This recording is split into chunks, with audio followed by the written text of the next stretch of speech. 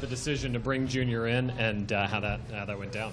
Well, he came in for a visit yesterday, and my job was to watch him on tape and look at him as a football player, and then get a chance to talk to him and find out a little bit about his past and what he went through. And Scott did the same thing, Bruce did the same thing, and we came up with a group effort to give him an opportunity here and give him a chance here to play for us. Things, the Breland suspension. I guess the big question is, why did it take so long from last year to this year to get to that? Yeah, I have no idea. We just found out about it here recently, and it's unfortunate. But Breeze, you're going to learn from this. He's loves football, and he's going to bounce back in a big way.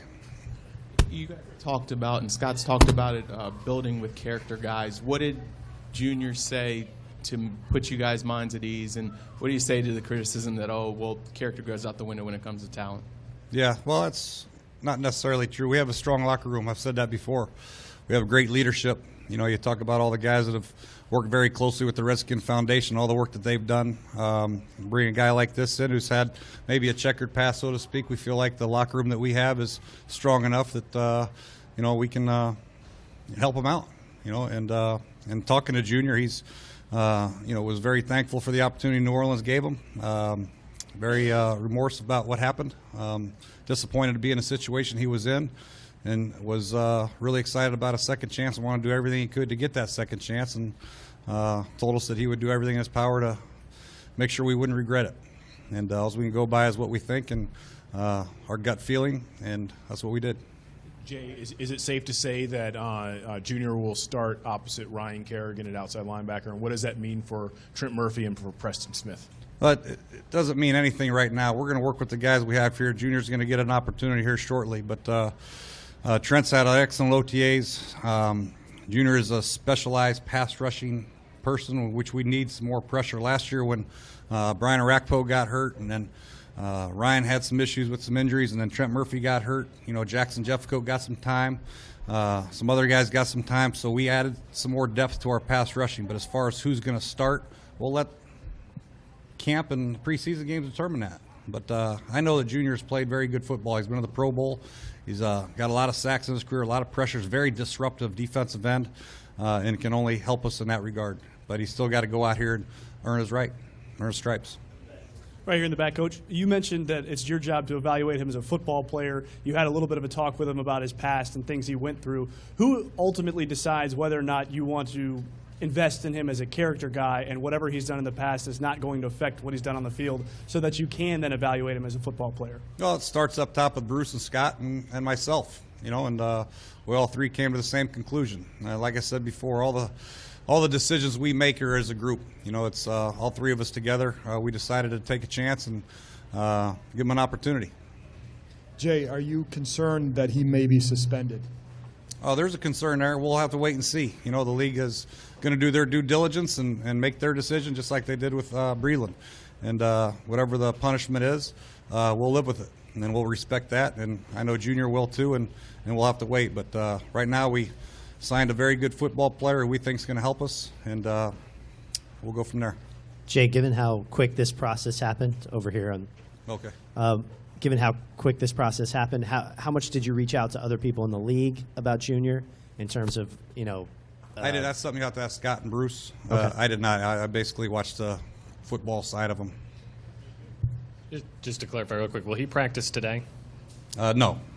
Will he start? So he'll start tomorrow? He'll start soon, yes. We just, he doesn't know anything about our system or anything, so we'll get him a couple days. As far as the locker room goes, it's basically a brand new group of guys. There was a lot of turnover last year. How hard is it to judge how the locker room will be without having lived that yet?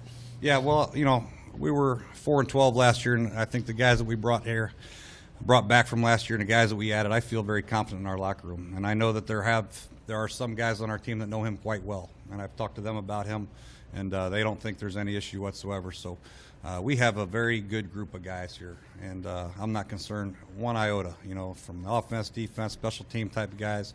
A great group, and we'll be fine. Jay, earlier today you shuffled the offensive line around on walkthroughs. Is that just something you're tampering with? See what guys can do in different places. I saw Brandon Sheriff was at guard. Is that just something you're looking at? Always, yeah, always. We have to. Coach Callahan does a great job of getting these guys ready for different situations. Like we only dress 7 linemen on game day, sometimes 8. So guards are going to have to play both guard spot, even center. Joshua Rivas is doing a good job at center.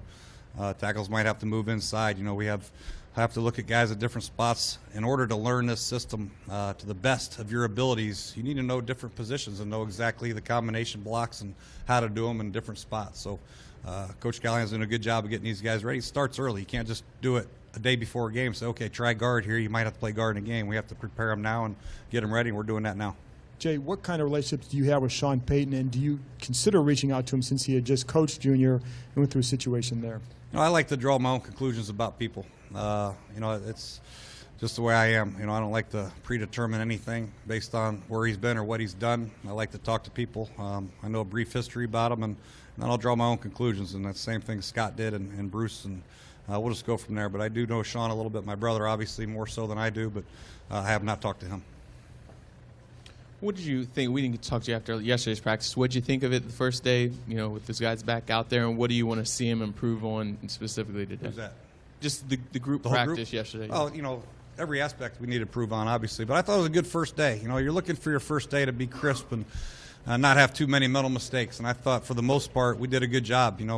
It's good to start out with a walkthrough in the morning so we can kind of preview what's to come in the afternoon. So we limited a lot of the early mistakes that you normally see. So we continue to add to our playbook on both sides of the ball and special teams, and hopefully we'll continue with a good, solid rate of getting better. All we're trying to do is get better every day.